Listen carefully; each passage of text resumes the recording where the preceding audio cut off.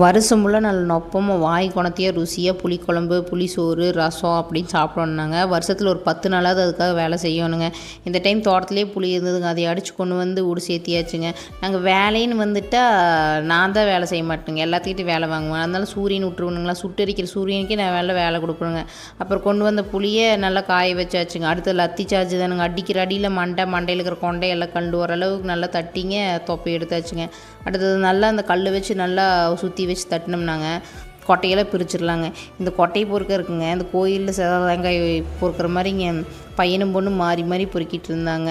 மறுபடியும் இது நல்லா வெயிலில் காய வச்சுங்க, கல் போட்டு நல்லா பேக் பண்ணி வச்சுக்கலாங்க. எனக்கு இந்த புளியாங்கொட்டையை பார்க்கும்போதுங்க நான் சின்ன வயசுலேங்க இந்த பல்லாங்குழி ஆட்டுனது ஞாபகம் வருதுங்க. அதான் நம்ம ஊர் சைடு சொல்லுவாங்களாங்க பாண்டிங்குழி விளையாடுறதுன்னு. போன வீடியோவுக்கு பார்த்திங்கன்னா நிறையா பேர் நிறைய சப்போர்ட் பண்ணியிருந்தீங்க. ரொம்ப ரொம்ப ரொம்ப தேங்க்ஸுங்க, ரொம்ப சந்தோஷங்க. இனி வர வீடியோவுக்கு லைக் பண்ணுங்கள், ஷேர் பண்ணுங்கள், கமெண்ட் பண்ணுங்கள், மறக்காமல் சப்ஸ்கிரைப் பண்ணிடுங்க.